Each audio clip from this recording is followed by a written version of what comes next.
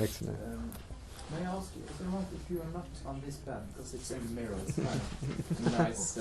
You can sit anywhere else in the room, but not in this area because it's in the mirror. I'm doing a wide shot, and the other guy was doing a close-up. Thank you, Don. Request? No.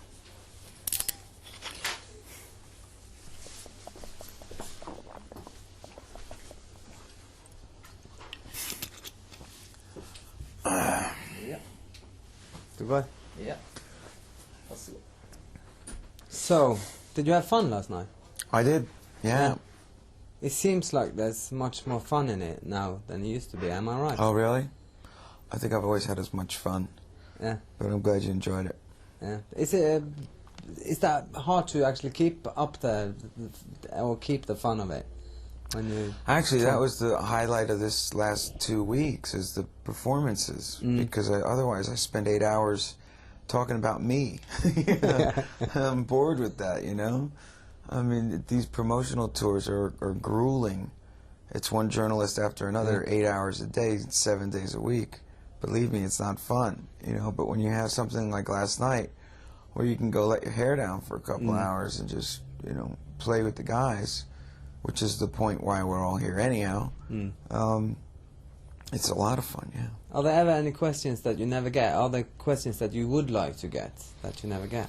You know what, I've been asked just about everything. Most of them are pretty mundane, to be completely honest with you. Journalists aren't doing a lot of homework because you go from me to the next guy every day, all day, you know what I mean? So it's not like you're doing in-depth case studies on a band or their album or the people. So I understand why it's surface questions, but imagine, you know, answer the same surface question.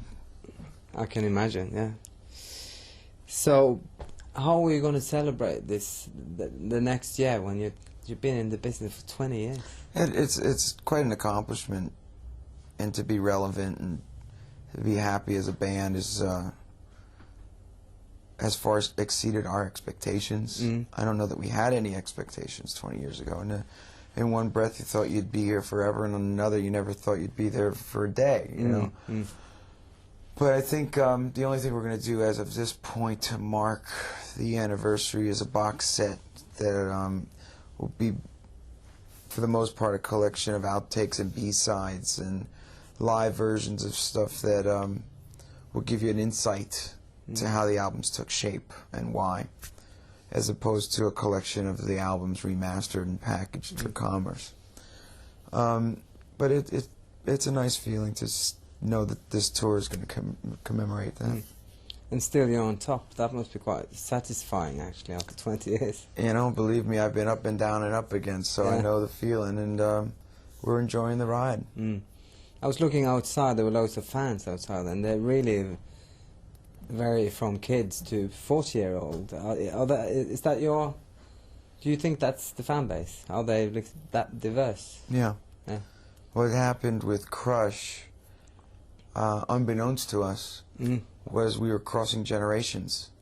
And It's My Life really touched people from not only different walks of life, but different age brackets.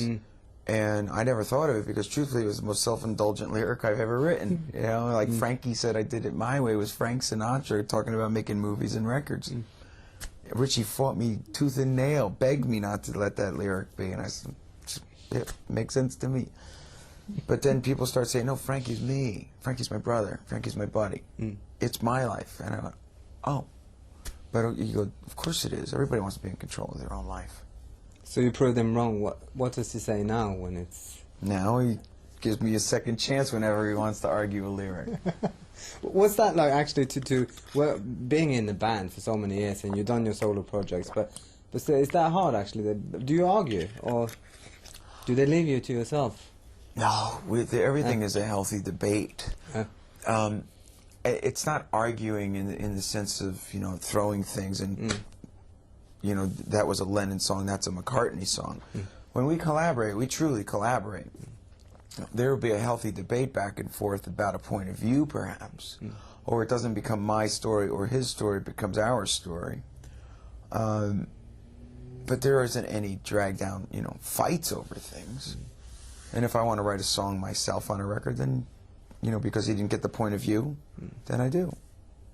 How do you write? Do you keep notepads in your pockets? No, I'm not. I don't. There was periods over the years that you'd have a tape recorder next to the bed and the pen at all times and scraps of paper, and I found that if I can't remember it, it really probably wasn't. That's the phase I'm going through now. If I can't remember it, it probably wasn't worth remembering. And then we get together and we start strumming around on guitars, and you say, I like that, I like this, I like that title, I like this subject matter.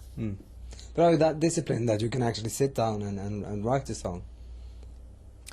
It's my craft. I know how to. That's what I do for a living. It's like fixing an engine if you're an auto mechanic, or, you know, baking a loaf of bread if you're a baker. I can't do either of those things, but I know how to make an audience move. I know how to write a song and move someone emotionally, and that's what I do.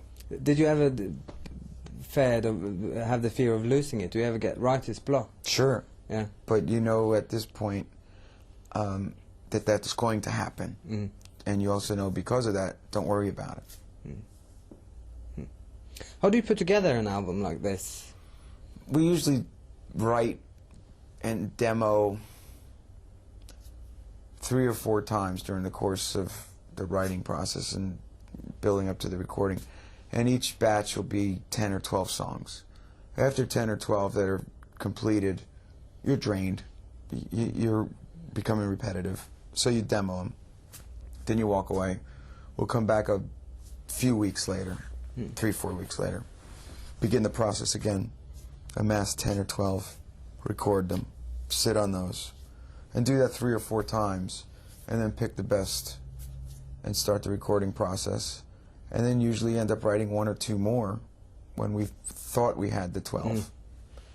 So how do you compose it together? Do you Yeah, I tell you, when we do it together, it's together. Do you put the titles on the wall and see if they go together well? Or do you have special? When you get through that part of the process and the songs are recorded and the record is taking shape, you're aware of not being repetitive in a lyric, for instance. You have to be aware of those things. Yeah. You sequence a record so that the listener will come on a journey with you. What kind of journey? Is it the car ride? Depending on this is what you want, the emotion you want to give them. You know, yeah. You know, I think that this record started very upbeat and optimistic and yet defiant, and it ended up in a crowded bar room at the end of the night with a cigarette and a drink. And I think that completed the ride for me this time. Am I right in thinking you will start a tour with "Hook Me Up"? Is that the first song you're going to play? I couldn't even guesstimate that. You know, I change set lists every day, and we're not that produced or pre-planned. You know, when it comes to working out a set, I have no idea.